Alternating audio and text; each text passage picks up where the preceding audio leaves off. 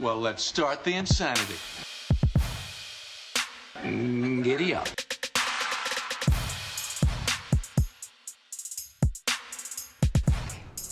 Oh, what is on your face? Is that a disguise?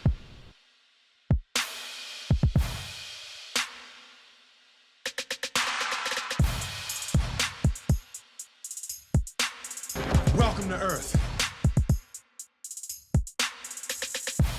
Good afternoon, good evening. Welcome, everyone, to another episode of Mattyice and Chief. Chief, it's been a while. You've gotten a haircut since the last time we had a show.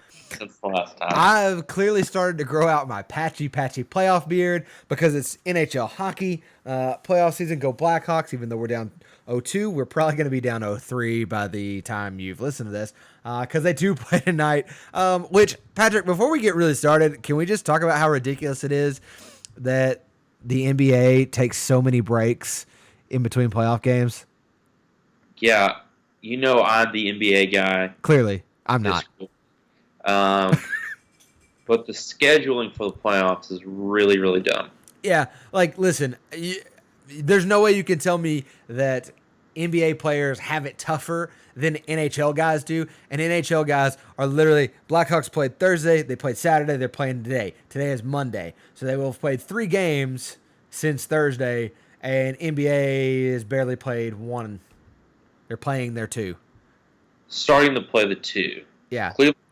I know Cleveland and Indy play their second. They're playing 3, NHL's playing 3 games in 5 days, and that's including a travel day.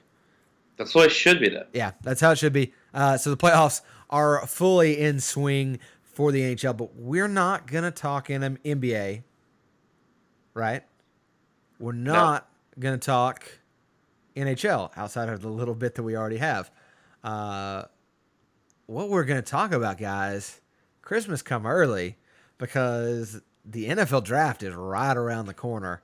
Next Thursday. So Patrick has already updated his mock draft for this year so far. So he's going to mock draft for us today. He's going to reveal his mock draft live on the show. I have not heard it, so I may call him names. I may agree with him. Who knows? We don't know what's going to happen.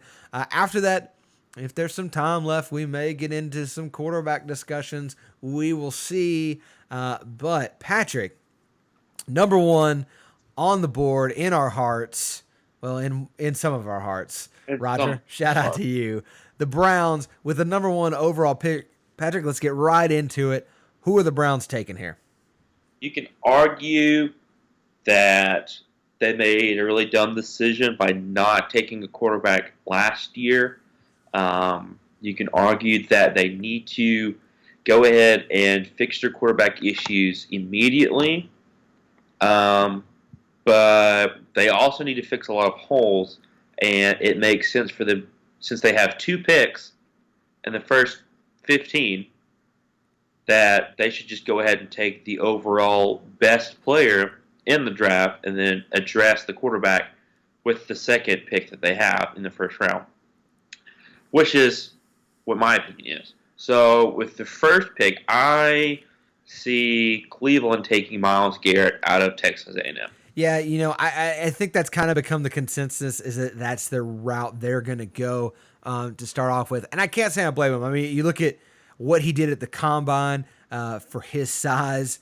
Also his pro day. Pretty ridiculous for a guy that size.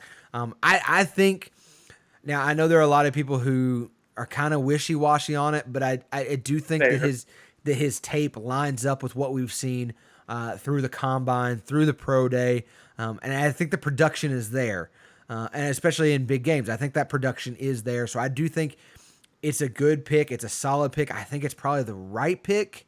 I could maybe, if I was forced to, make an argument for another guy, which will probably be picked here soon, so I'm not going to talk about him yet. I think you could sort of make that, but I think Myles Garrett is going to be their guy. I think we're just waiting on Goodell to officially make the announcement that they're on the clock. So, or they can do what some teams do, which I despise, is that they announce early that, oh, he's definitely a first round pick. Like he's definitely going to be the number one. Like they've already said he'll do it. And then what was that when? I forgot what year it was. Was it the year that Reggie Bush was in the draft? Mario Williams, like they went ahead and signed him. You know that used to happen more often than Hated that. It's like, why have the draft? Well, I mean, essentially they've been on the clock since the season ended. So I guess, I mean, it's not like somebody can jump over them. I would say, and this comes more from my school of thought, and this isn't how everybody approaches the draft, and I get that. But if I'm the Browns, even if I know, I've made the joke, the draft day joke, Myles Garrett, no matter what. I've made that meme even this week. But I think you go ahead, you let the clock start, you take a couple phone calls. Who knows? Somebody may decide all of a sudden, I'm trying to think, maybe the Chargers decide they want Myles Garrett so bad that they're willing to give you half a franchise for him. So I think you wait until draft day, listen, let people get desperate, but then know that you're probably going to take Myles Garrett anyways, and you're not going to be upset because nobody's going to be able to jump you if, the trade's not there. So I agree. I think Myles Garrett's the way to go. I like that pick. So moving on to number 2, Patrick. San Francisco 49ers are coming up there. Another team with a lot of needs. Patrick, where do you think they're going to go? We talked about this last week, I think. I was working on a mock, and I told you that I was having a lot of trouble with this pick. I had seen that a lot of people were going with a different player who I think will be taken later on. But I felt like one of the best players in the draft not only deserved to be in the number 2 spot, but they definitely have a need in this area on defense. So with the number 2 pick, I have San Francisco taking Jamal Adams out of LSU. Oh, okay. That's maybe not where I expected you to go. Listen, and that's not because Jamal Adams is a good player. I think there's somebody else on the board who I would probably take there. Right. And that's the player who we discussed. But yes, I will wait again to hold my opinion on him until you actually send him to a team, and then I'll go back and say one of the reasons why I didn't have him going there at number 2 is because in recent years I feel like San Francisco has taken a lot of edge rushers early and a lot of D-line guys early. I know that I'll go with Solomon Thomas is a guy that seems like he's going to be a perennial Pro Bowl type player, but at the same time I feel like they have other needs other than D-line, and they have guys who can produce on the D-line. They just took DeForest Buckner, who was a great player as a rookie last year. But Jamal Adams is another one of those Pro Bowl type players, in my opinion, and he is a plug-and-play type guy who will be probably day 1 starter, can make an impact right away. Not that Solomon Thomas can't, but they've already addressed the D-line in years past. They can address D-line again and would be perfectly fine. But I feel like there's more pressing needs that they have other than the DL. Yeah, I think you bring up a good point. Jamal Adams is a guy who, at LSU, another LSU defensive back, they seem to produce, a top 10 guy every year anyways. But I do think he's got that good safety size, 6 foot, 214, that kind of guy. I think he makes a lot of tackles. The production's definitely there. So I think that's a guy who, as you mentioned, I think even in this draft, you can find some edge rushers, some defensive linemen later on in the draft. And this is a fairly deep class of safeties. We say that, I mean, we haven't mentioned Malik Hooker's there. Obviously, later on in the first round, maybe the second round, depending on who you are. You've got guys like Jabril Peppers. There's plenty of safeties in this draft too. But when you can get a safety like Jamal Adams, that's a guy you can plug and play guys more so on situationally, and I'll talk about him more here in a minute, but I think Solomon Thomas may be, at least for the first couple of years, maybe a situational kind of guy, a situational pass rusher, whereas Jamal Adams is going to be in there every single play. He's going to be making plays every single play. So not a bad idea to, I mean, look at what Seattle's done with their secondary. You know, they kind of contrary to what a lot of teams have done. A lot of teams seem to try and build from the defensive line back. Seattle built theirs kind of from, they had some good defensive linemen, but kind of from the defensive backfield up, which is a little bit rare, but they got guys like Cam Chancellor, like Earl Thomas. And so when you can get a guy, and I'm not saying Jamal Adams right now is Earl Thomas or Cam Chancellor, but when you can get a guy who's a solid contributor back there, you don't have to worry about it anymore. You know, Yes. You get a guy who can play the run, who can play the pass, like he can. You know, you set yourself up to be able to do things in front of him that you might not be able to do if you have, you know, a mid-level and average at best safety. So I think that's not a bad pick. Moving on to number 3, the Chicago Bears, another team. Obviously, the first couple all need some help. The Bears could use a ton of help. Patrick, where do you think they're going to go in their first pick? They went defense last year. They got Leonard Floyd, linebacker from Georgia. Floyd could play on the line, but he's also comfortable standing up playing linebacker, which is where they had him. And he was injured off and on last year, and he had some production. But they need D-line help.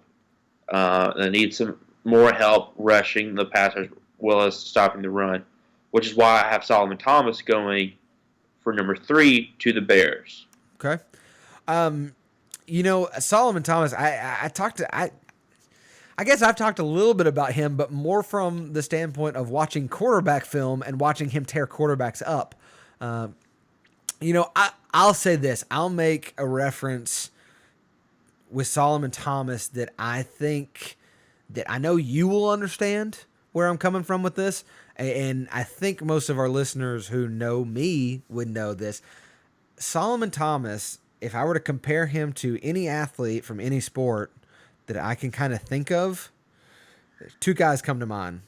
One, a lot more deeper cut, Eddie Johnson. Ooh. The other guy, so both soccer players. The other guy, Josie Altidore. Yes.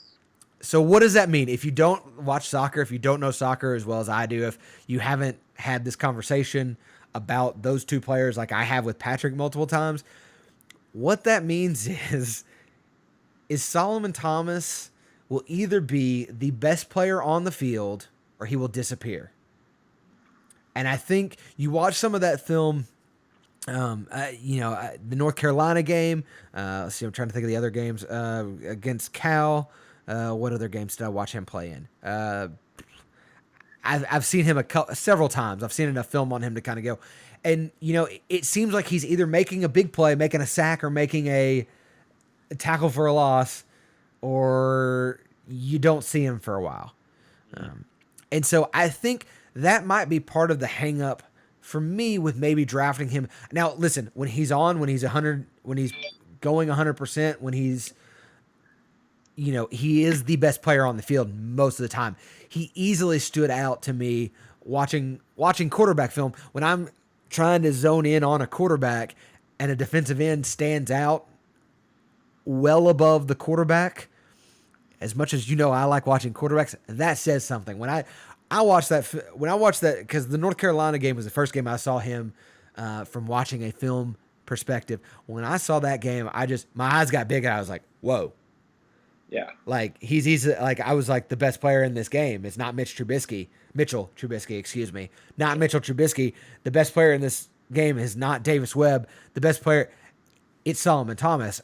The problem is that, like I said, there are a couple games where you'll see, you know, take Iowa. I want to say I watched some CJ Beathard film, and I watched that game or something. I may have seen that one. You know, but in the Rose Bowl, he had 4 tackles, 2 for a loss, and a sack in that game.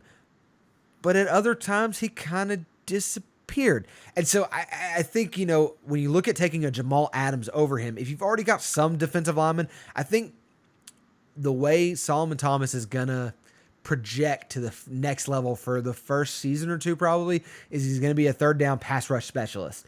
And not in a bad way, kind of like Vic Beasley last year. We talked about him going into the Super Bowl. Vic Beasley was a guy who put up great numbers, but wasn't on the field every single play. That wasn't on the field a whole lot. And I think that could be what you see with Solomon Thomas. Now, obviously, part of that depends on what team he goes to and what's around him. But I think that could be where he ends up. So I could see him going number 2, and I wouldn't be upset. You know, if I'm San Francisco, I wouldn't be upset with that. But I could see him also falling to that 8, 9, 10 through 15 sort of range. And I also wouldn't be super surprised because I think his film bears out that sometimes he has a tendency to disappear. Mm-hmm. So, but listen, like I said, when he's on, he's my favorite player. He's one of my favorite players in this draft. Absolutely. I went real long-winded on Solomon Thomas. Let's get back to your picks since this is your mock draft. At number 4, we've got the Jacksonville Jaguars picking there. Patrick, tell me who you got them taking. This is when the draft is going to start to get interesting. I feel like picks 1 through 3 are going to be Myles Garrett for sure, and then Jamal Adams, Solomon Thomas. Solomon Thomas could leapfrog, go 2, and then Jamal could go 3. But I feel like those are going to be your top 3 guys. Number 4 is when things could shake up, things could get interesting, and things can go multiple ways. And also, this is where I feel like teams could be trading up, trading down, making moves, as starting with this number 4 spot. I've seen multiple mock drafts. I've seen multiple reports where Jacksonville could be interested in getting a running back. I've seen multiple reports where they're looking at defensive back help, D-line help, maybe O.J. Howard for tight end. I've seen a lot of different things. And I went back and forth on a few players for Jacksonville because they have a lot of young talent, but they still have a lot of needs and a lot of holes to fill because some of that young talent hasn't produced yet. You could go running back with this spot. I feel like they shouldn't take running back number 4. I feel like they could get a great running back in the second round. And there's multiple guys where they could get, but I don't want to throw out some names because I don't want to ruin the rest of the mock. But with my number 4 pick, I have them taking Jonathan Allen out of Alabama. I think another plug-and-play guy. There's been reports that teams are kind of scared off because of his shoulders. I don't think that's going to be an issue. I think that he can make an impact right away. I haven't seen anything where he's not going to be able to play immediately unless something comes up where he needs to get surgery, which I haven't seen anything about him possibly getting surgery after the draft. Even if he did, though, I think he would be able to play, he might be able to miss a month, but I think if he misses a month and he plays in the league 6, 8, 10 years, I think you can afford to miss a month. Yeah. But I think it helps that young defense out immensely. There's more tight end. I feel like they should go tight end in the second round. Again, I don't want to throw out any names. But I feel like the D-line is something they need to solidify early.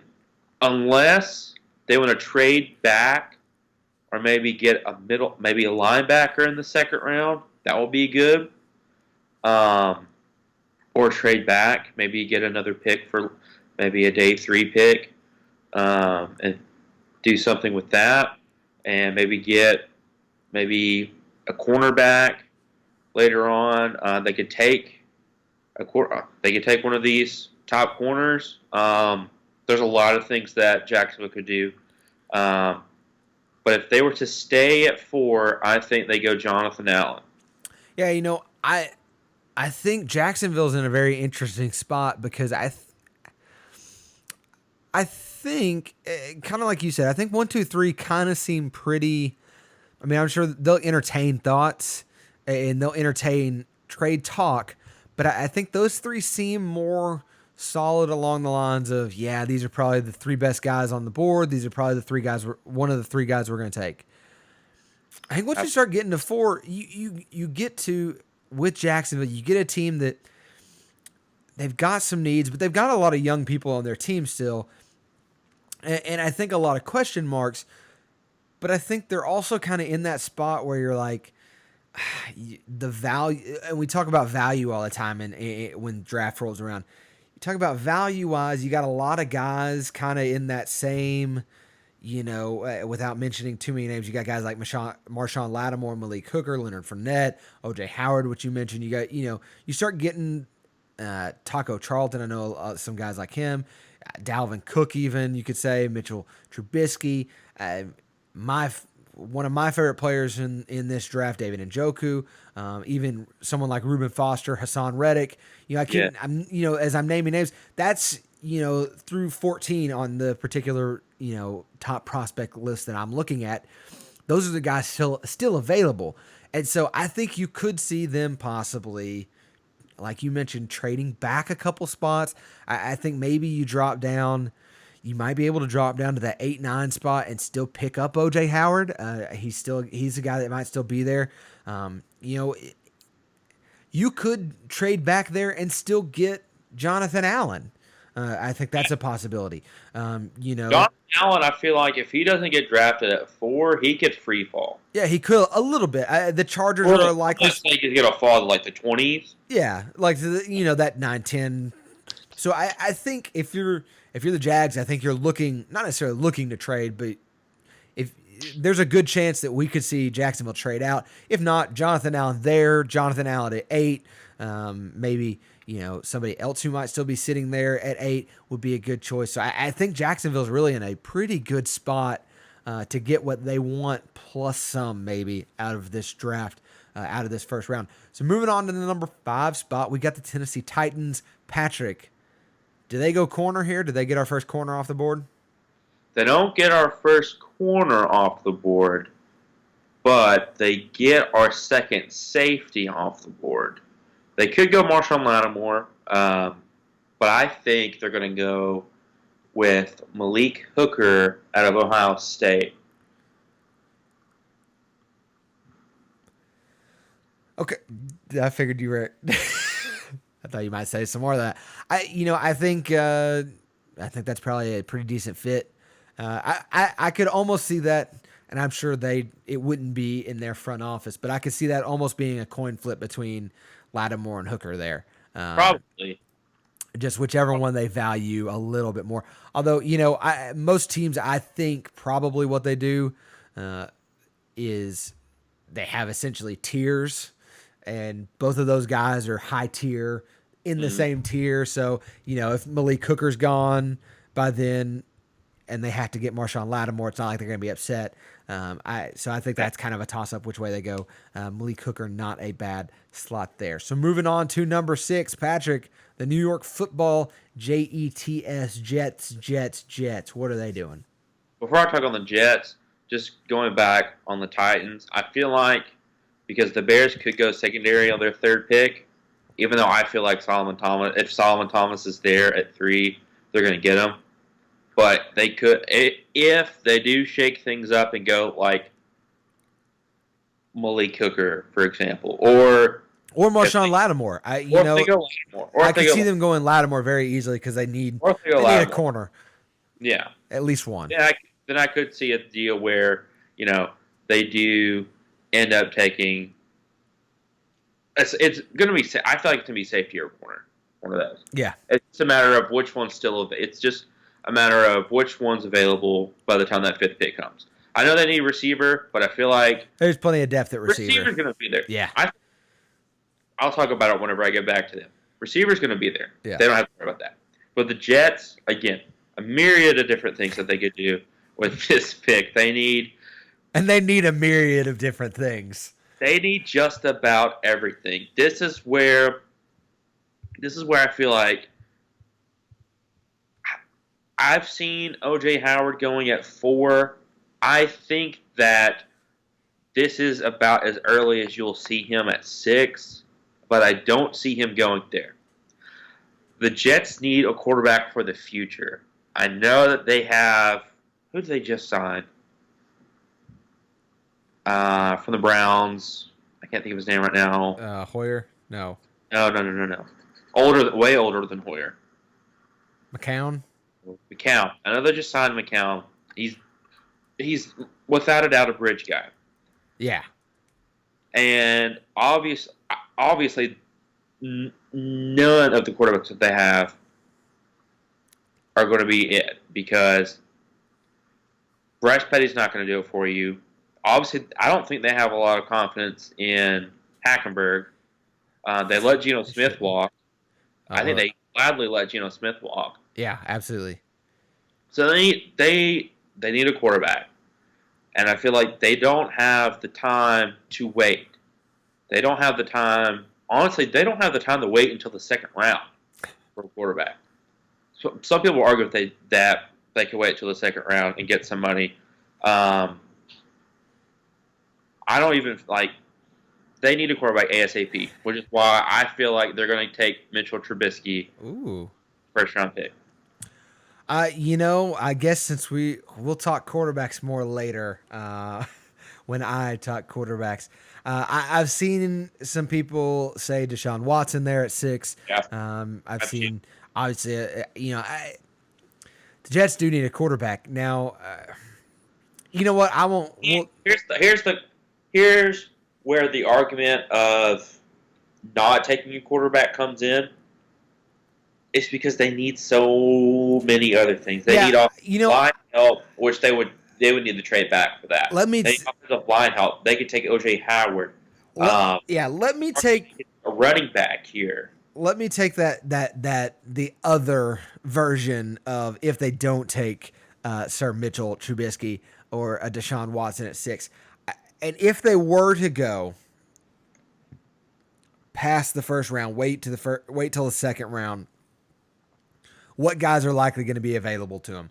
That's when you're starting to get into your Davis Webbs, your Brad Keyes, your Nathan Petermans, or your guys who are going to, I will say for sure be there. We'll talk. Those guys will be second or third round guys at best. So I think it depends on what you really think about what you have as to whether or not you can wait that long. Is Christian Hackenberg the answer? Maybe freshman Christian Hackenberg, as weird as that says. Freshman Christian Hackenberg, who is better than junior Christian Hackenberg, yes. I think you might be able to say is the answer. Is Bryce Petty the answer? No. That's a resounding no. That's a resounding no. So, I don't know. Well, I think they would be better served if the draft goes the way you've said it would go so far. So guys that are still on the board, I think you're better off going Marshawn Lattimore. You're better off going with a guy, maybe even an O.J. Howard, as you mentioned, in that spot instead of the quarterbacks because, well, I'll save all of that for later. But I think if a guy like Marshawn Lattimore is there, if a guy like O.J. Howard is still there, I think they're a better option than the quarterbacks. Of course, if they're not still there, that means that probably a Malik Hooker or a Jamal Adams or a Solomon Thomas is there, and I think you take one of those guys over maybe not Solomon Thomas. I don't know how much D-line help the Jets need, but I think they're loaded. The other positions, I think there's more talent at in the first round, and I would take them over quarterback. But I know you're going with what's more likely to happen. Probably. I'm going with what's more likely to happen. See, I'm putting needs in as a factor. I'm putting, Yeah, and this is why I don't. You like doing mock drafts. This is why I love doing mock drafts. This is why I don't do mock drafts because I struggle with looking at it as team by team. I look at a guy like a Mitchell Trubisky and I think, I probably wouldn't take him before the second round. And so it's hard for me to say, if I'm the Jets at 6, I'm taking Mitchell Trubisky. But anyways, we'll move on. We'll talk quarterbacks later. At number 7, we've got the Chargers, the newly minted LA Chargers. Patrick, we got to start getting used to that. Who are they taking here? We do have to start getting used to that. We've thrown his name out a lot, and it's time he finally gets drafted. Marshawn Lattimore is my pick to go to LA to go to the Chargers. I don't know why, for some reason, people are throwing around maybe the LA Chargers are going to draft a quarterback with the first round. No, they're not going to do that. No, they're not. Maybe they could. Anybody could. They could. Phillip Rivers, does he really want to be in LA? Is he going to be playing that much longer?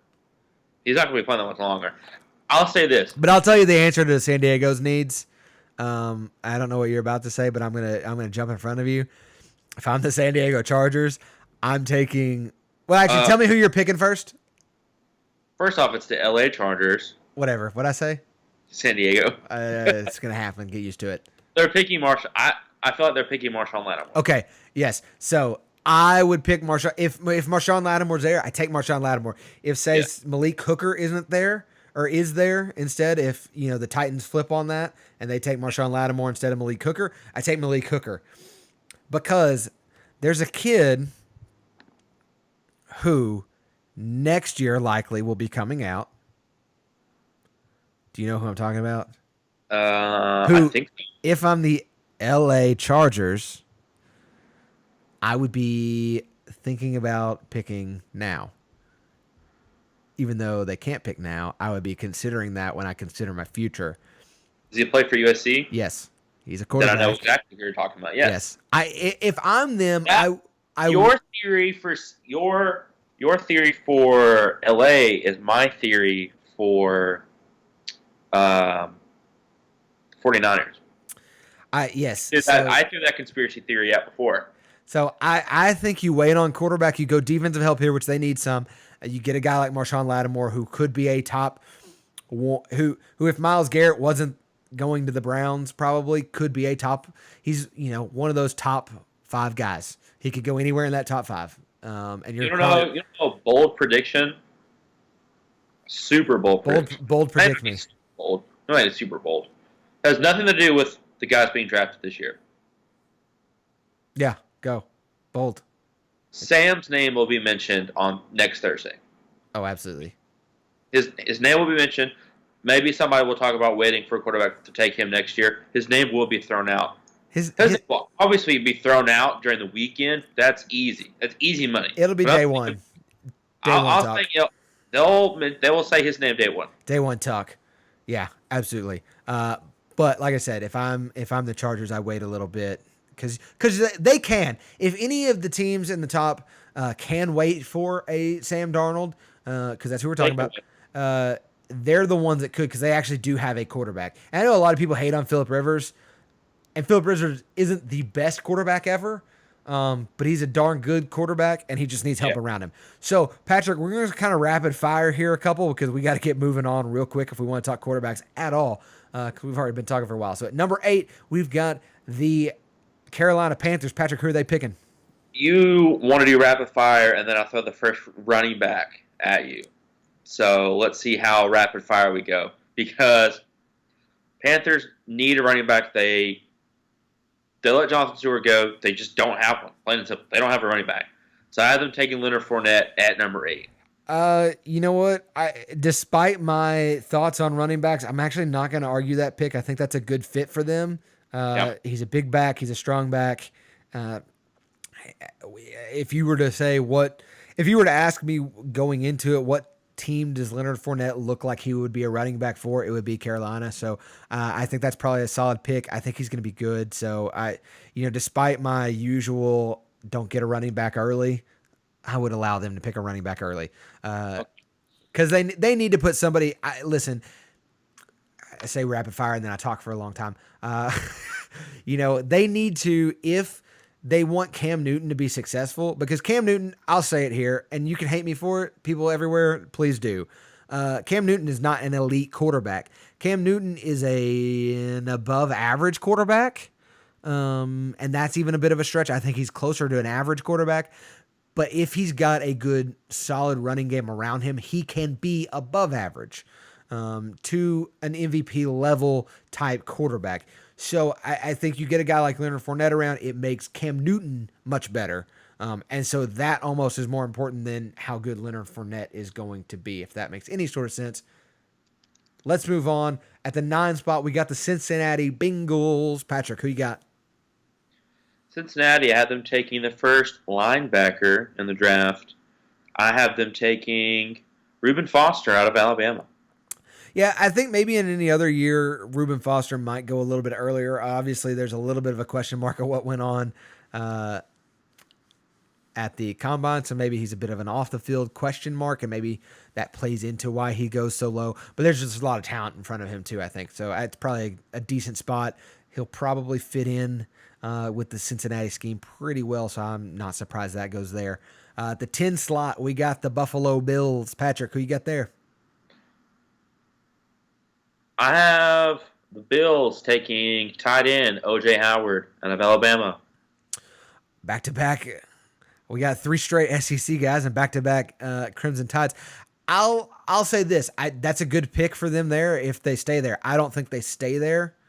I think they're going to try and move up into, say, I would say their most likely trading partner is the Jacksonville Jaguars. I think we see the swap there. And I think Carolina will try to trade up with Jacksonville to get to 4 to try to get Leonard Fournette. I could see that also being the case, but I could see what I'm thinking is that Buffalo's going to. I can also see the Bills trade up to try to get OJ from Jacksonville as well. I don't think if they trade up, it's not for OJ. I think if they trade up, it's for Malik Hooker or for Marshawn Lattimore or even Jamal Adams. Bill Gilmore's hole. I think they go. I think if they trade up, they're looking to go on the defensive side. If they can't get the right value for it, if Jacksonville's asking too much, they sit at 10 and they pick O.J. Howard and they're fine with it because O.J. Howard's going to be a darn good football player at the next level. Moving on at 11, we've got the New Orleans Saints. Patrick, who they picking? Saints have 2 picks in the first round. This one and then the last pick. I have Marlon Humphrey out of Ohio State going at number 11. All right. Shoot, you got him jumping quite a bit.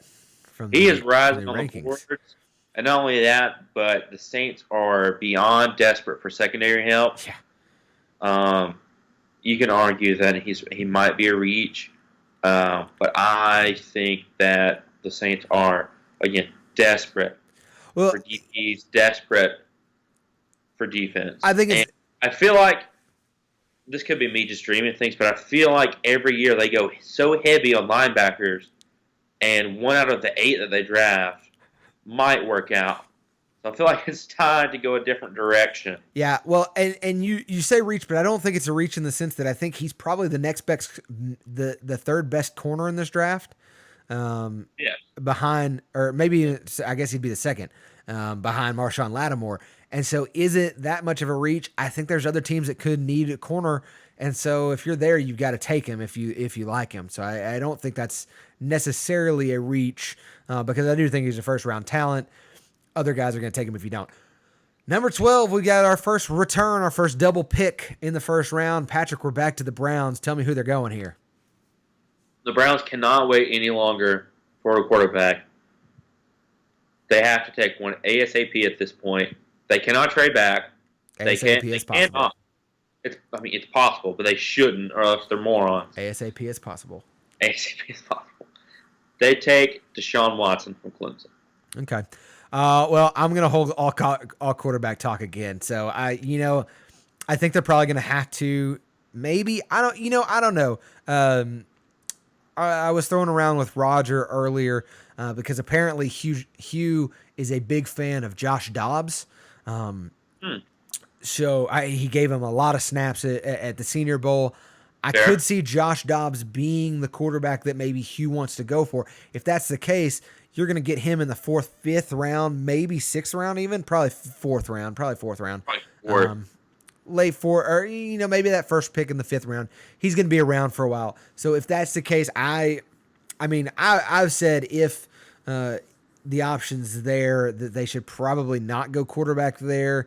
If they don't feel solid in any of the guys, and you can pick up a defensive lineman, you can pick up a linebacker in that spot. But I think you're right; they're probably going to go quarterback there. So I guess Deshaun Watson is the next guy off the board. Number 13, Patrick, I almost said St. Louis Cardinals. They're not. The Arizona Cardinals. Who you got? This is going to probably be the first pick that I make that may raise some eyebrows because they need the heir apparent to come in immediately. I have the Cardinals taking Patrick Mahomes in the first round. Okay. All right. I'm not going to say much more about it. We'll move on because we got to get through these a little quicker. And we'll talk quarterbacks later. As said, they could go on the defensive side of the ball. I could see them adding some help in the defensive backfield, or at linebacker, if they don't go there. So at 14, though, we've got the Philadelphia Eagles. Patrick, who they taking? I'll go ahead and say this though: no more quarterbacks in the first round for me. Okay, Those are it. Makes it easier Eagles for me to not talk about them. That's fair.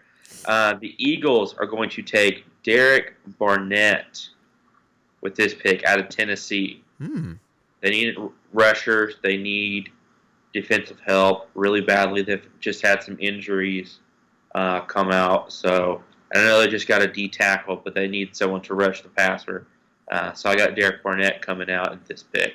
Yeah, so probably not a bad decision there. Of course, you can split hairs on a lot of these defensive linemen. At this point, it's kind of more of a who fits your scheme and who you like better for whatever reason. So probably not a bad idea to get D-line help. At 15, Patrick, it's time to make your favorite pick of the draft so far. Who are the Colts taking? There was a player I struggled back and forth between Dalvin Cook and the player who I actually think the Colts are going to take. I thought, part of me really wants them to take Dalvin Cook if he's available, just because the Colts need. I know they have Frank Gore, but Frank they need Gore's old, man. Frank Gore's old, and I feel like if he's going to have another productive year, it's going to be one more productive year, and that's pretty much going to be it. But I feel like they should just wait until the second round and take a running back. If they wait and don't take a running back in the first round, they got to take one in the second round, in my opinion. But I feel like defense, mainly linebacker, is a much bigger need, and especially if they can get this guy. I have the Colts taking Hassan Reddick out of Temple, who I would love for them to take. High character guy, high motor guy, produced at the Combine, produced at the Senior Bowl, produced at his pro day, produced during the year. Again, high moral character guy, couldn't ask for a better guy. This is a guy you want your daughter to marry. That type of guy. So Patrick's going all in with Hassan Reddick here. If they take Hassan Reddick, how sad are you going to be if they don't now? I will be a little sad if they don't take Hassan Reddick. But if they take Dalvin Cook instead, I will completely understand. I thought you were going to go somewhere else with that when you said between Dalvin Cook and somebody, and I almost got really excited. That's why I did the Aziz Ansari face, but I'm not going to give any hints as to what I was thinking. 16, you've got the Baltimore. Well, you'll find out later. Okay. At number 16, you got the Baltimore Ravens. Quickly, who are you picking there? I have the Ravens taking Corey Davis out of Western Michigan. Our first receiver off the board, Patrick. Yes. You got a ways in it before you gave a first receiver. That's why I told you the Titans wouldn't have anything to worry about at number 18. But yeah, Corey Davis, I think he is arguably the best receiver out of this class, even though you have three top guys, or basically 1A, 1B, and 1C. Yeah. With Mike Williams, Corey Davis, and John Ross. But I think Corey Davis will be the first receiver taken. I do like me some Corey Davis. Obviously, I watched several of. I feel like he's games. the most technical receiver out of the draft. Yeah, I like him a lot. I think he'll be a very, very good NFL receiver. Moving on, we got number 17. We got that football team in Washington. Patrick, who they picking? I feel like they're taking running back, and this is where Dalvin Cook goes. He's going to Washington. fitting that a Florida State guy goes to a team that has alternate jerseys that look like Florida State's. Actually, when I play Madden and I start with that team, because I always relocate their franchise, Good. and change the name, obviously. Thank you. You're welcome. I actually do that just for you most of the time. But every time I do that, when I play a game with them, I only wear the Florida State jerseys because they look cooler. They're the best ones. So moving on to number 18, we got the Tennessee Titans coming back around. And are you going Mike Williams here? I'm going Mike Williams here. I thought that's where you were going with that. They need another receiver because Mariota. Who wouldn't want to give Mariota more weapons? Please. So I say take Mike Williams. I think that's a good decision. I could see him going earlier, possibly to if O.J. Howard isn't there for the Bills. I could see the Bills picking him if they decide to not go defensive line or linebacker or anything on the defense because they need that. You know who I feel like? I honestly feel like if the Bills don't go receiver first round, I don't know. I just have this feeling like he's going to be a Bill. Cooper Kupp. I could see that. I don't know why. I can see them drafting Cooper Kupp because he just seems like a guy who should be playing in cold weather. Absolutely. That may be all it is. So at number 19, we've got the Tampa Bay Buccaneers. Patrick, who are they picking quickly? I have them taking Jabril Peppers out of Michigan. Ooh, Jabril. Finally going Jabril. If I can find him so I can move him over. They can move him in multiple places. Also, return guy. Yeah, which is something they could use. Absolutely. So next, we've got at number 20, we've got the Denver Broncos. Patrick, who are they picking? I've done multiple mock drafts. Every year I do multiple mock drafts. Like, for example, Vernon Hargraves, every mock draft last year went to Tampa Bay. Every one of them.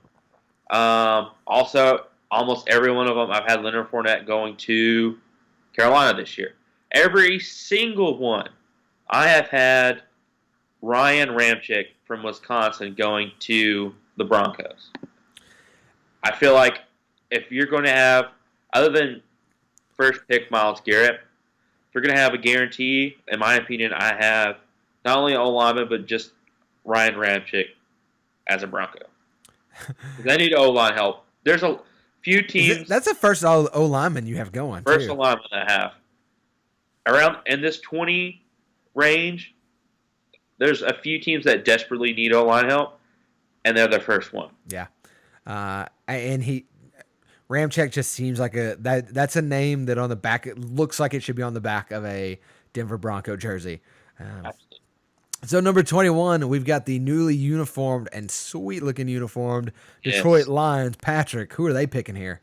I have them going rusher, and this guy's kind of fallen a bit, but I feel like he's fallen to the right team. I have them taking Taco Charlton out of Michigan. You don't want to try and call him by his first name? His real first name? No. Vidante? Vidante? Yeah, I can say Taco a lot better. Yeah, Taco sounds cool anyways. Yeah, I think that's a team that can always, it seems like they could always use defensive help. And that can't hurt them at all. At number 22, Patrick, the Miami Dolphins. Who are they going to pick? I have them taking Garyon Conley, defensive back out of Ohio State. How many Ohio State defensive backs? They're going to have to replace their entire backfield because of the first round of the draft. I feel like they did the same thing last year, but here we go again. They're back at it. Yeah, they always seem to. At number 23, can't hurt for them to have for the Miami to get defensive back help anyways. At number 23, we've got the New York Football Giants. Patrick, who are they picking? I have them taking – we're going to have two tight ends taken in the first round, and I have them taking David Njoku out of Miami, this pick. You want my honest opinion on him? What? He's pretty much my favorite player in the draft. He's so good. He is so good. I was hoping that you were going to let him fall all the way to 26. Honestly, if he's a play, if Colts go wild card and take him first pick, people will be like, "Oh no, you stupid!" I'm like, all right, that's cool. You want a semi-dream scenario? A semi-dream scenario is that we trade the Seahawks trade Jimmy Graham for an offensive lineman who's a solid offensive lineman, and then we draft Njoku in the first round. That would be my dream scenario, but it's not happening. It won't happen, but I would really, really, really love it. You could dream though. Yeah. Not as many people are on the Matt doesn't want Seahawks fans who don't want Jimmy Graham bandwagon as I am. I'm pretty much by myself on that. At number 24, I think there are a few others. There are a few others. That's a great pick for them. They can use some help they can use some help to give what's his name? Odell Beckham some space. And Njoku is a help for so long. And Njoku is a matchup nightmare. So solid pickup for them. 24, we've got the Oakland/Las Vegas Raiders. How do we refer to them now? I feel like they're Las Vegas, but they're still in Oakland for like 2 years. Yeah. So they're still Oakland. At number 24, we have the Homeless Raiders. Patrick, who are they picking? They are a team who are steadily filling holes, but they still have a big hole in the defensive back area. You could argue that you could go Adoree Jackson in this pick, and I would be perfectly fine with them taking him. But I have Tre'Davious White of LSU going there just because I love the pedigree of LSU D-backs. Decent school for... Even the ones that you would say have, quote-unquote, not panned out have still been pretty solid guys. Yeah. So I would say it's even if he's, doesn't pan out like, for example, I don't know, Jamal Adams, I still feel like he'll have a solid career. Yeah. So I'm taking Tre'Davious White out of LSU. I can tell you who they would have picked like 10 years ago without question. But they no longer do that, and so they're not going to pick John Ross there. They would. You don't think they might take John Ross? Let's not act like they're not asking that question in the draft room, but they seem to have the offensive side a little bit more figured out than in the past, and I think they're going to go defense, and I think that's probably the right guy. So moving on, we're going to go through the next few kind of quickly so we can talk some quarterbacks. At number 25, Patrick, speaking of quarterbacks, you said we don't have any more first-round quarterbacks, so I'm guessing the Texans aren't going to take a QB. They're not taking a QB in this pick. While they need a quarterback, they need O-line help so much more. So I'm having them taking Forrest Lamp out of Western Kentucky. No! No! A spot too soon. No. You know what, though? That's okay, because one of my favorite guys in the draft is going next. Okay, perfect. That's fine by me. So, yeah, they can use some help there as well. So, Patrick, 26, tell me what I want to hear. Seattle Seahawks, for those who don't know. Seattle Seahawks are taking Garrett Bowles out of Utah. Okay. He's one of my favorite guys. He's a goofy-looking dude, but I can't say I know a lot about him. A guy I wouldn't mind seeing here. It's a little high, and granted, we could also pick him in the second round because we need every offensive line position filled. I would be okay with Antonio Garcia. You could get him in the second round. You can get him in the second round, but I would love me some Antonio Garcia. He was a lot of fun at the combine. He got a little handsy with some people, showed a little fire, and it was really nice. I was like, we could use him on the offensive line. So moving on, number 27, Patrick, the Kansas City Chiefs, not Chefs, are picking there. Who are they picking? Kansas City Chiefs are taking Malik McDowell out of Michigan State. Getting some D-line help there. They can use some depth on defense for sure. At number 28, the Dallas Cowboys, America's team. Patrick, who do they go with? They definitely need DB help. They had like 2 or 3 walk out on them.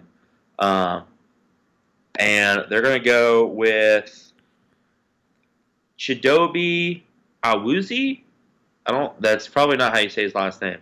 Cornerback out of Colorado. Okay. Awuzie. I think is that what you said?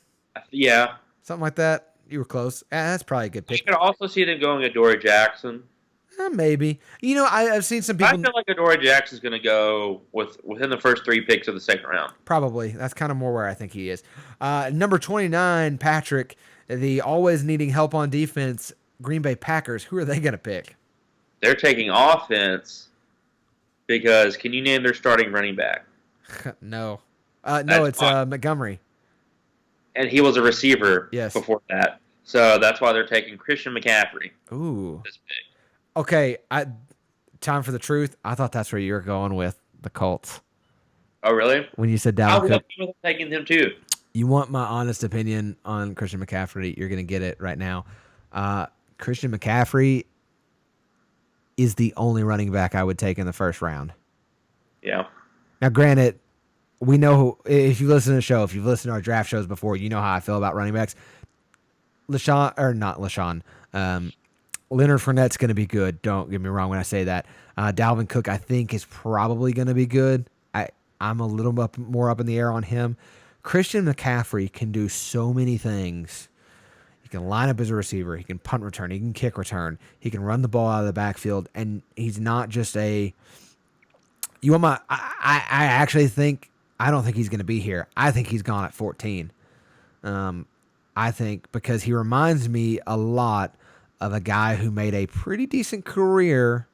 Dawkins? No. Darren Sproles. He reminds me a lot of Darren Sproles, except he's faster. Go back and watch the film of him at the Combine. The only time I've ever seen anybody make cuts, the way he made cuts around cones, it's the only time I've watched somebody run drills like that and just gone, whoa, wow. You know, and everybody within the kind of 3 rows that were around us, we got to watch the running backs work out. Just, he looks like he's ice skating. And I mean that in a good way, not like in a he's tripping over his own feet way. He looks like he is legitimately gliding across the ground when he's making cuts. I love this kid. If he's there at 29, they'd be dumb not to take him. I would say that about most teams in this spot. I think he's really, really good. I think he's going to put up a lot of numbers in the NFL. So somebody is going to be very happy to pick him. Hopefully, if you're a Packers fan, it's you who are happy. If Patrick is correct. I'll say this. I've said every year that if the Colts take an Arkansas Razorback in the draft, I will buy their jersey. I don't care if I have no money. I don't care what happens. I will buy their jersey. If they draft McCaffrey, you're getting the jersey? There are also just a select handful of guys that if the Colts take in the first round, I will more than likely buy their jersey. Hassan Reddick is one of them. And Christian McCaffrey is also one of them. Listen, I wouldn't be surprised if he's there. And David, it's basically Reddick, Njoku, which I don't think that'll happen. But in the rare event that it happened, I would buy his jersey, and also McCaffrey. I wouldn't be surprised if at 26, since apparently we're going to start them all at the same time, I wouldn't be surprised if Seattle takes McCaffrey the way we've been loading up on running backs this offseason. We're actually not going to start an offensive line. We're just going to put 6 running backs out on the field and try and get one of them the football every single play. I mean, technically you're losing a running back because Beast Mode may go to Oakland. Yeah, but he wasn't on the roster. Hang on. Yeah. Now that you've said this, let me pull up. I think we've talked about this before. How many running backs are on the daggum roster for the Seattle Seahawks? And I still would not be surprised if we took Christian McCaffrey because of the things he can do. Part of that's because of that. Let me just name off who is on the roster, minus Beast Mode because he's not.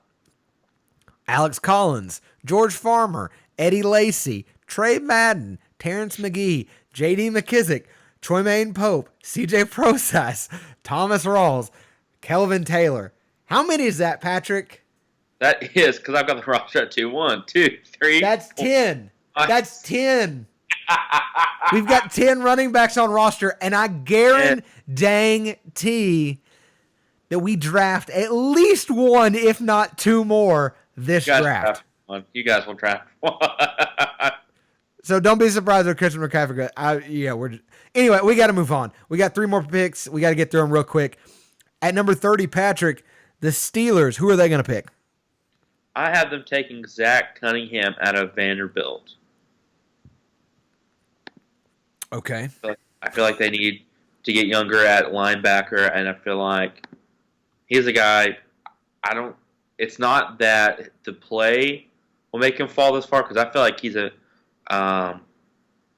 15 to 25 range, but just because of certain teams' needs, I feel like he may fall down to here, but he's going to fall gracefully into the laps of Pittsburgh. Yeah, and I think they'd be plenty happy with that. At number 31, we've got the Atlanta Falcons. Patrick, who do they pick?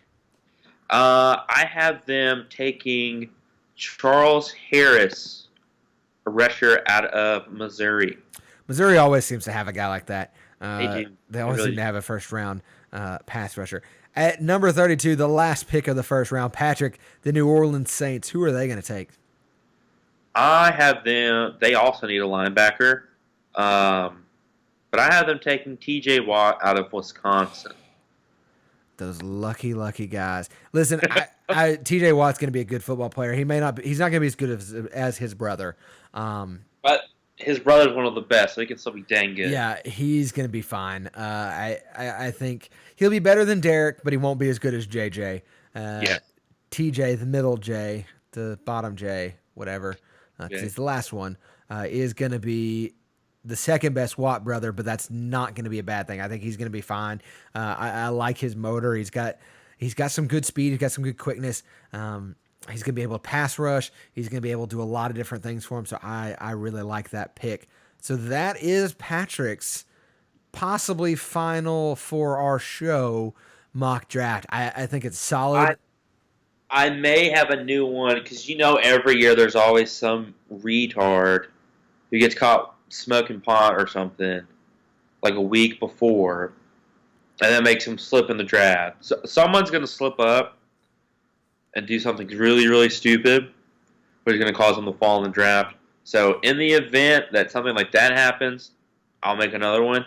But I feel like I'm pretty solid on this one. I know people are going to say you don't have DeCarson McKinley taken in the first round. You don't have John Ross taken in the first round. Some people might even argue I don't even have Alvin Kamara taken in the first round. Just the way it is. It's a lot of it just has to do with team needs and who I feel like they will take. It's not the sense of they're not worth taking in the first round. Yeah. This is what I feel like is going to happen. Yeah. Yeah. So that's that. I think you put a beautiful bow on it. Now, Patrick, we were going to take a break, but because we're running out of time very quickly, we're actually a little over time. But we also haven't done one in a couple weeks, so we're going to go a little long on this. So we're not going to take a break because it'd be almost pointless at this point.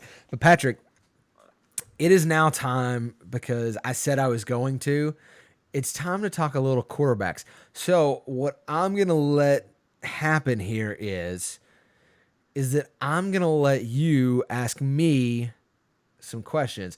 Now, you can ask me whatever you want referring to quarterbacks in this year's draft only. Well, no, I guess it could technically be about some other quarterbacks. But ask me some questions, maybe comparatively to where you had them going drafted. Just whatever. Yeah, so it's quarterback time. Welcome to school. School. Call me John Gruden because it's quarterback school. How many quarterbacks do you feel like are going to be taking in the first round? I think there's a good chance that 4 get taken. Just because that kind of, I actually could pull it up. I just.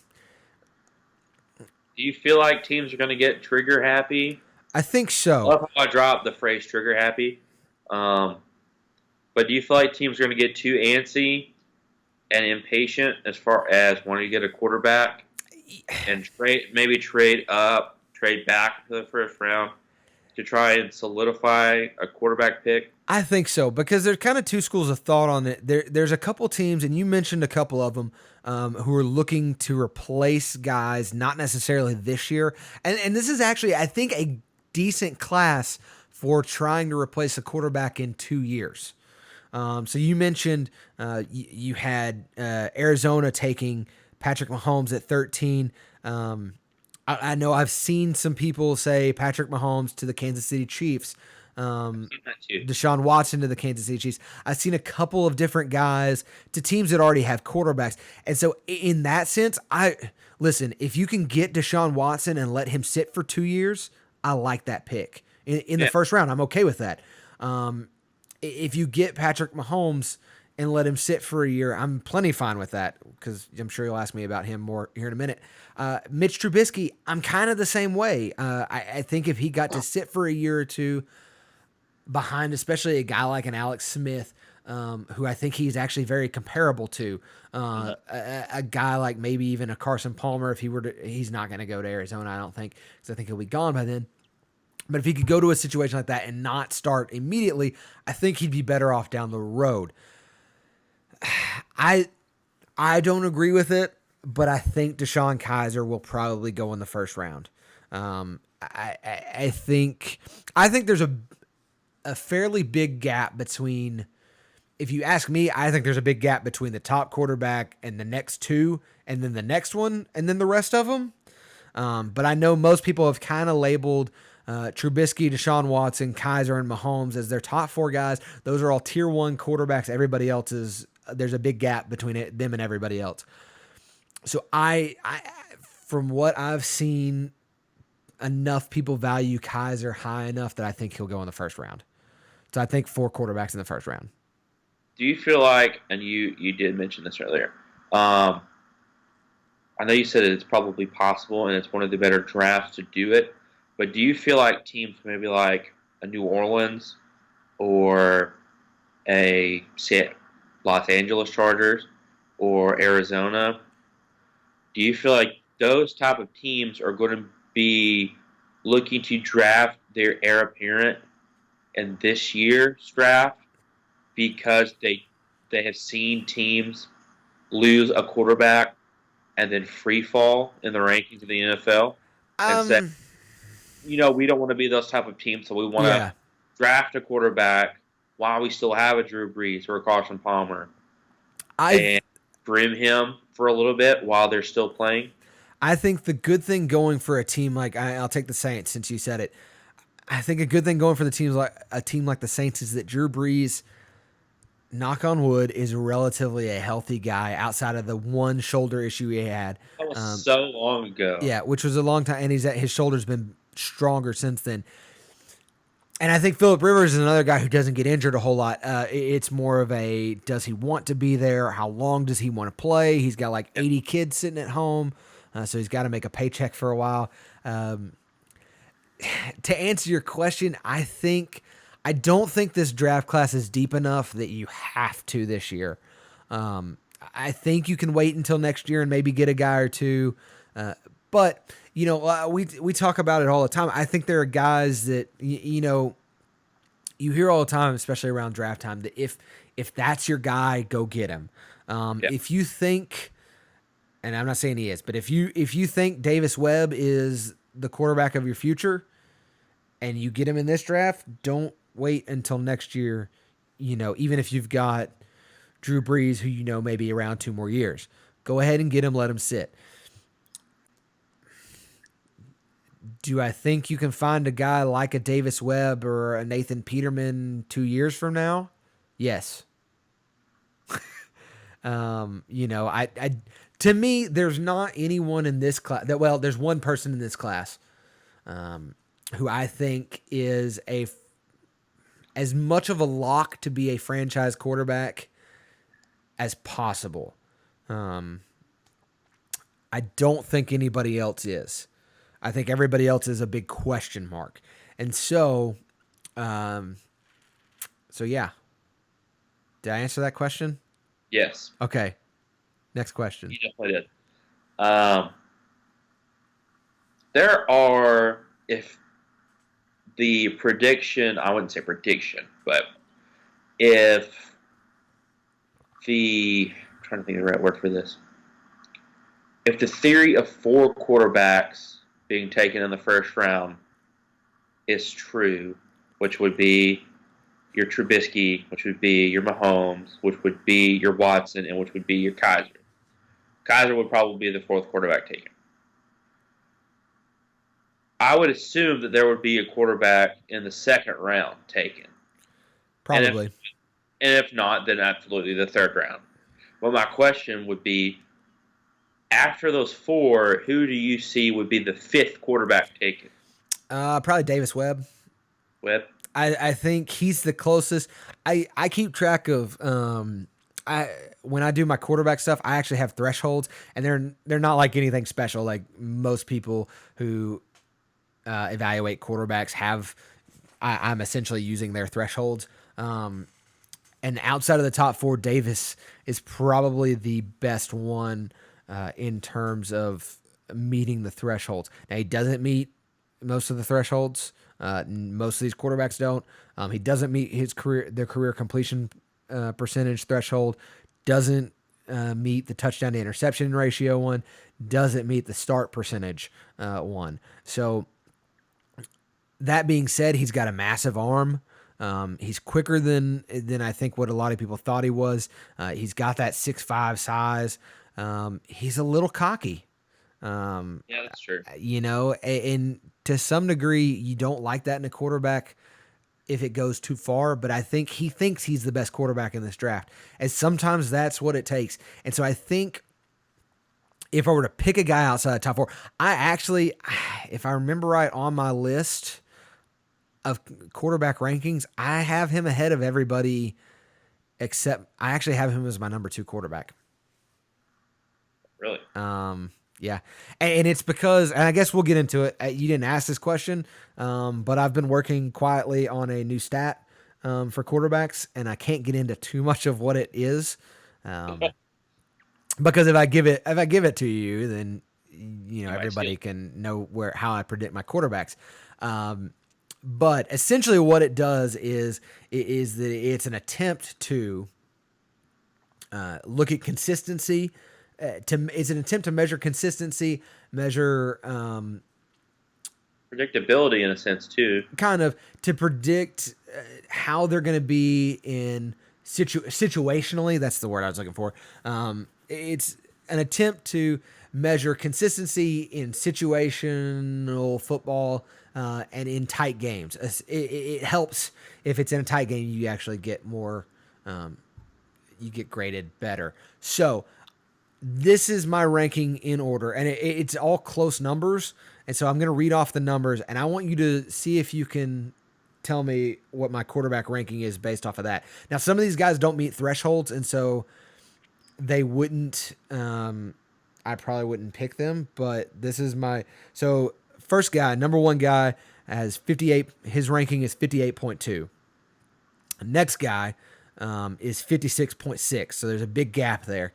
The next guy, 56.2, then 56, 55.3, 55.4, and 55.9 or 52.9. So I've got, let's see, what's that? 1, 2, 3, 4, 5, 6, 7. I've only done 7 guys so far because it actually kind of takes quite a while, and I work other jobs that I don't get paid to do this.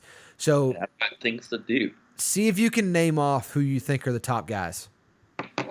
I feel like you've showed it to me. I've shown you, so you're kind of but it's been a while, so you should technically know the answer to this.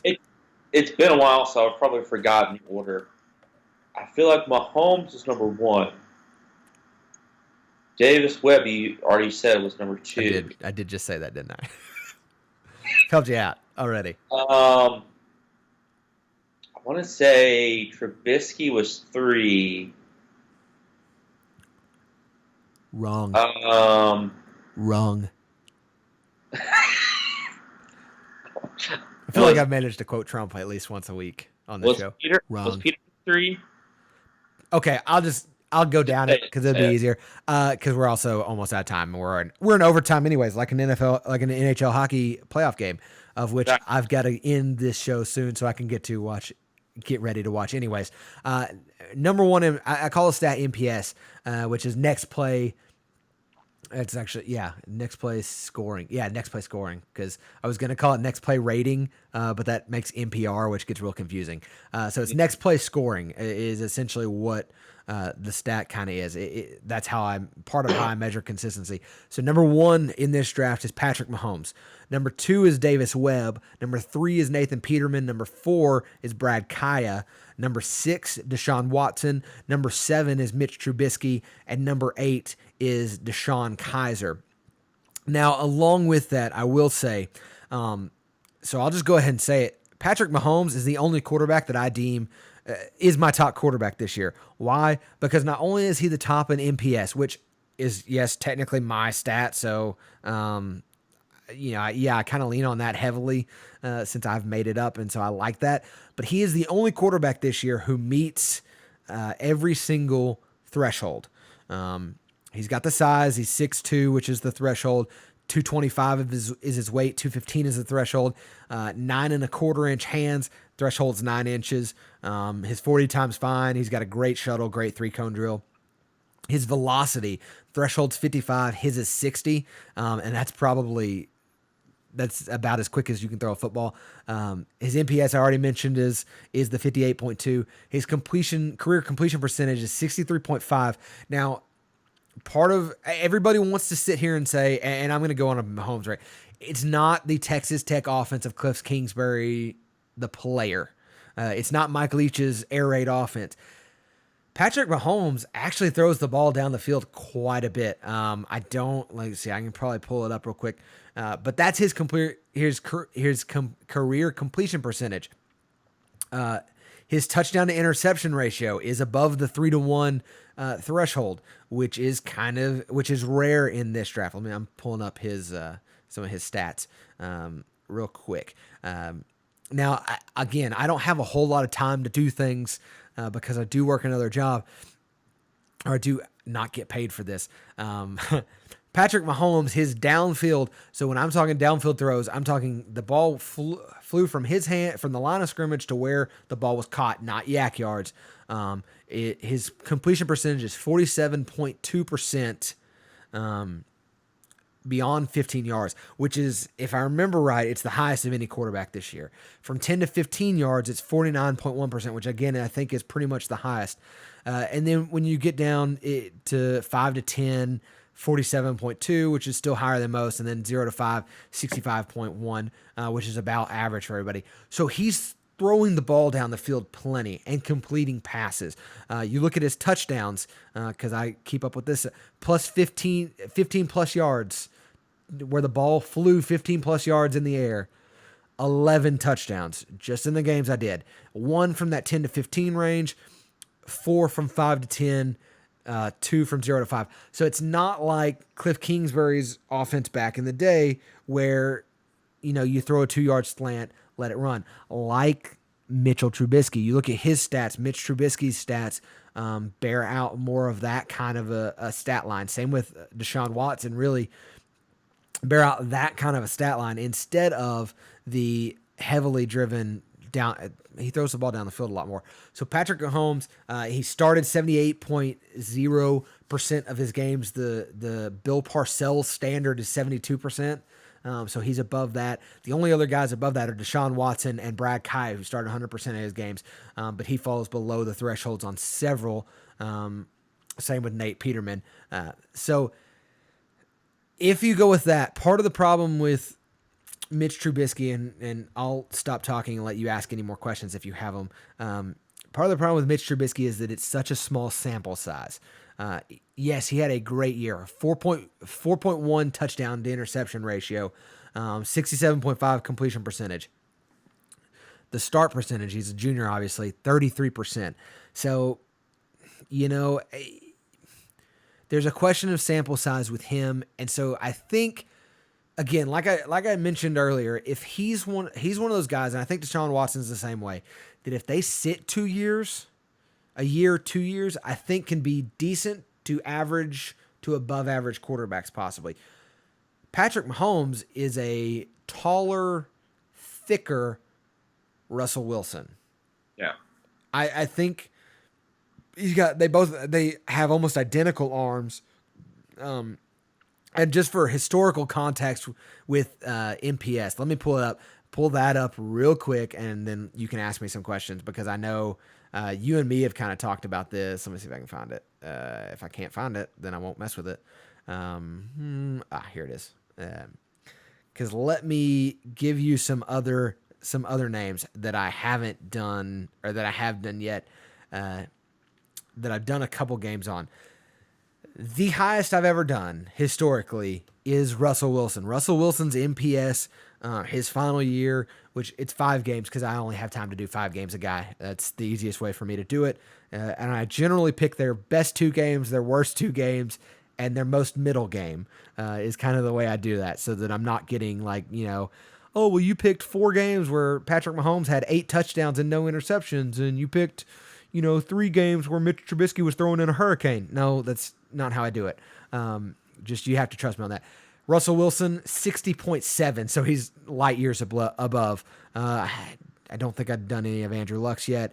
Blaine Gabbert, just for historical reference, is a 56.1 of MPS. So he's there with he's above Mitch Trubisky. He's above Deshaun Kaiser. He's above Deshaun Watson. He's above Brad Caius. So he falls in so that's kind of what you're looking at when I question it is, how good is that historically? By the way, also, I've only done 2 games of his, but Blake Bortles is at a 59.7. So still above people in this year's draft. And we know kind of how those guys have turned out so far.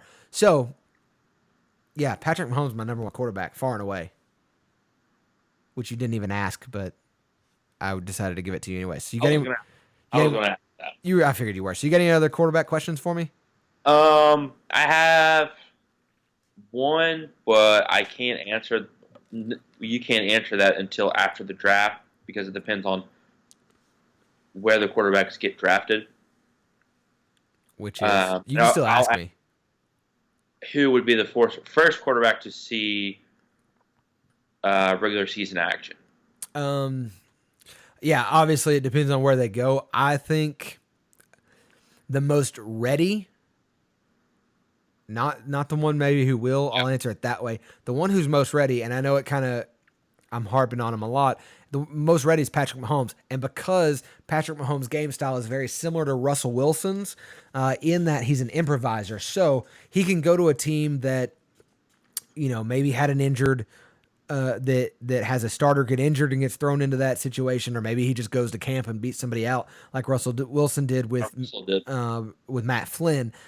So I could see him being a guy. He's the only guy I think who can get thrust into a starting position and go 500.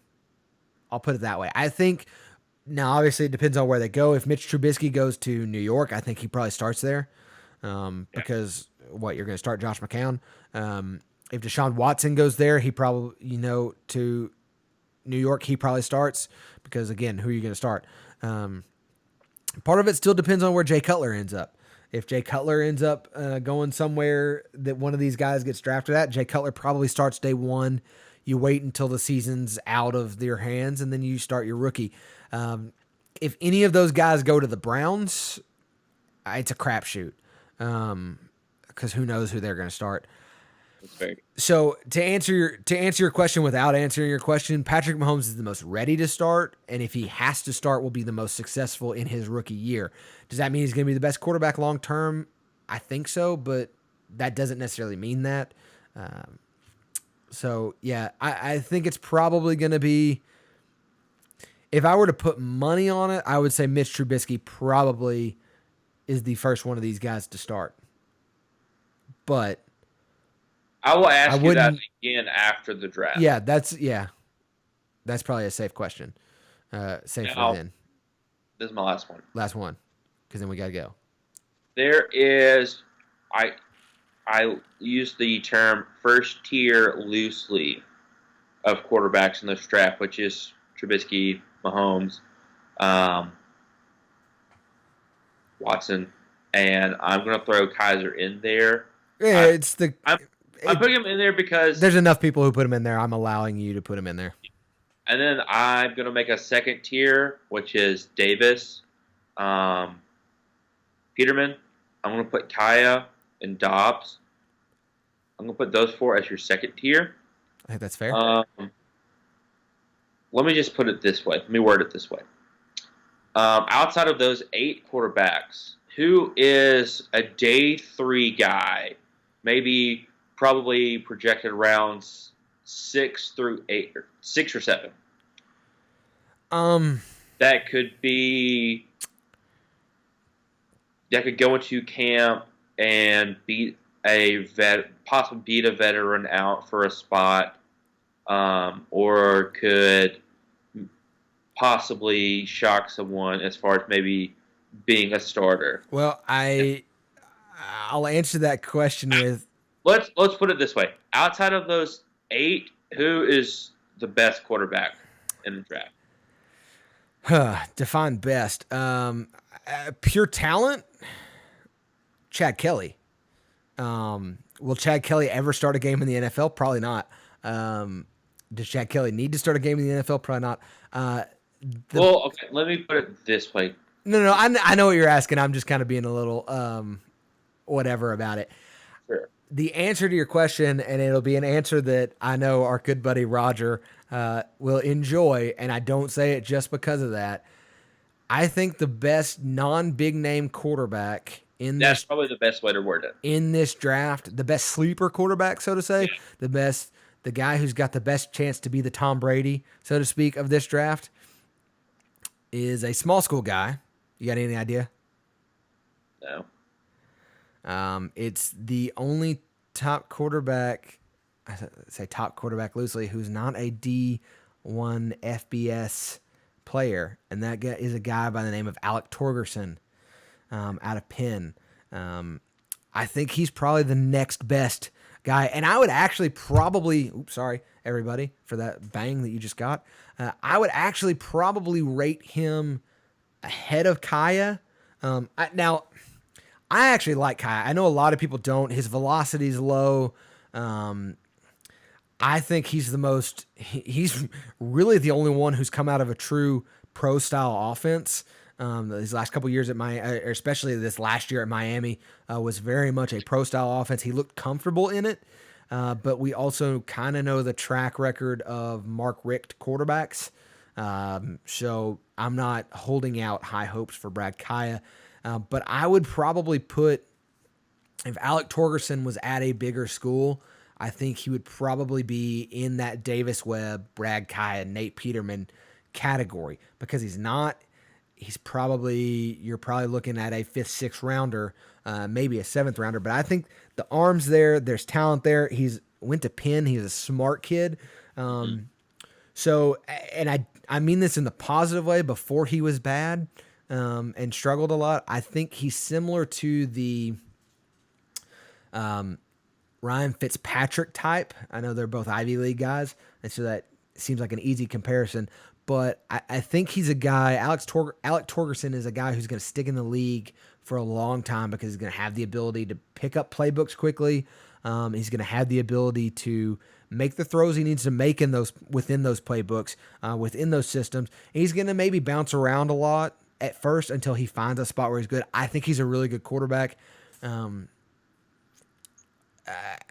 think his ceiling maybe isn't as high as a lot of people think Mitch Trubisky or Deshaun Watson is, but I think that the talent is there for him to be in the league a long, long time. Maybe I'm trying to think of a good comparison, Matt, because I think he's better talent-wise than Ryan Fitzpatrick.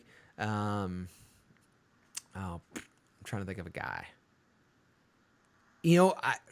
Matt Ryan. I think Matt Ryan may be a good comparison in terms of he's a guy who doesn't always get named as a top guy, right off the bat. I think obviously this last year changes that a little bit. But he's always been a solid, 12th, 13th best quarterback at his worst. When he's at his best, he's a top tier quarterback. So I think that could be what Alec Torgerson's career path could be like if he gets that shot. He could also be a Matt Schaub. Did he go to the combine? I don't think so. Which I was going to word it that way, but I didn't know if he went or not. I didn't know who, some of these lower tier guys who was there and who wasn't. I don't think he did. That's the way I wanted to word the question was, out of the quarterbacks who didn't get a combine invite, who is the best? So that probably answers that question as well if he didn't get invited. Yeah, because, pretty much everybody else got invited. I'm looking at a lot of the names, and even towards the bottom, some of these guys, like your Jared Evans, like your Trevor Knight, I think Gunnar Keel was also there. Gunnar Keel, I think, isn't he a position change? I don't know. I want to say he's a position change. He's not going to be an NFL quarterback either way. A guy to keep an eye on, C.J. Beathard is a guy to keep an eye on out of Iowa. I don't think he's got the talent. He doesn't meet a lot of the statistical on the field thresholds. He does meet them all barely in the other department, in the size and age department. So he's got that going for him. He could sneak in and kind of be one of those guys who hangs around for a while, like a Josh McCown, who just happens to be, or a Tommy Mattyice. There's a name. Who just sticks around forever with one team as the backup. I could see him being kind of like that, a spot starter here and there. I know some people at the Combine were a little impressed with Mitch Leidner out of Minnesota. I'm not. He's got massive hands, but a guy who I would say is a big hit or miss guy. And this will be where I'll end it, because we need to go. But a guy who could be a big hit or miss type of guy could either be a Russell Wilson or could be out of the league tomorrow. Is Sefo Lofau out of Colorado. Watching his tape, I really like him. He didn't have a great combine. He ran a terrible 40. I think he's still a little hampered from the season. He runs better than a 5.08 40 on tape. So I don't know what that was. His shuttle time's pretty good. And his broad jump was not great, but could have been worse. I think he is a guy who, if he gets to the right place, if he gets in the right system, I could see him being an undrafted free agent quarterback who makes a roster. Could make a roster, kind of like Trayvon Boykin. And actually, I would really like to see him in Seattle because I think Sefo kind of fits that style. We never carry more than 3 quarterbacks. I wouldn't be surprised if we sign him as an undrafted free agent and then let him and Trayvon battle between who's going to be Russell Wilson's backup. So who's going to take 3 snaps next year? This is just me personally. I feel like at least one quarterback. I don't know if you guys draft a quarterback in the later rounds or let an undrafted quarterback come in, but I feel like they're definitely going to bring in a quarterback to battle out Boykin, especially after his off the field stuff recently. Yeah, I think they're going to let him play for his roster spot, and if he does well in camp, they're going to keep him on. But if he slips a little bit, I think they're going to be like, all right, that's enough to let him go. Yeah. That's me personally. I don't follow the Seahawks as well as you do, but I can see that happen. No, I absolutely can see that happen. And that's kind of the Seahawks philosophy. There's a lot of open positions. Of course, apparently we're going to be looking for a new cornerback at some point in time. Also, don't take that out of the equation in the first round. And this is actually where we'll end it. I would not be surprised if Seattle jumps into the top 10 at some point by trading Richard Sherman. No. I could see that happening on draft day, and then them picking a Marshawn Lattimore or one of the other top, probably a Marshawn Lattimore, one of the other top corners. So yeah, Sefo, I could see him signing as an undrafted free agent and sticking on in Seattle, and then. We kind of mentioned him too as another guy, a late round guy, not necessarily a guy who goes undrafted or 6-7 guy, but a late fourth, early 5th round guy. I think Josh Dobbs has a real chance of being a decent quarterback. Again, I think he's the kind of guy. I didn't talk about him when we were talking during the draft. I could see him going to the Browns late if they don't go in the first round, if they don't pick one of the first round quarterbacks, I could see them picking Josh Dobbs late and letting him and Cody Kessler kind of battle out who's going to be the starter for a year until maybe they decide on another quarterback. So that's something else to keep an eye out on. Patrick, we've mock draft, we've talked some quarterbacks. Now it's time to sit back, relax. I'm going to edit this thing and watch some playoff hockey. You're going to get ready to do whatever you're going to do. I got the Cardinals game on, and also the Grizzlies play pretty soon, if not the Grizzlies lose to the Spurs here in another couple minutes. So that'll do it. We're going to try possibly to get back in and do another pre-draft episode. But if not, guys, we will see you on draft night. Absolutely doing a first-round draft special on Thursday. So for sure. If not next week, if not Monday or Tuesday, for sure on Thursday. For sure on Thursday. So we will see you guys then. Leslie, I typed your symptoms into the thing up here, and it says you could have network connectivity problems.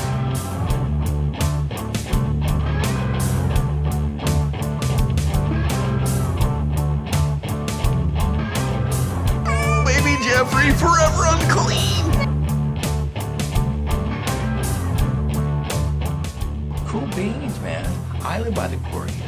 We should hang out by the quarry and throw things down there.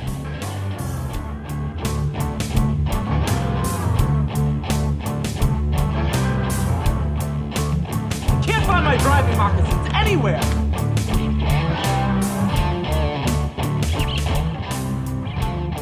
Steal the Declaration of Independence.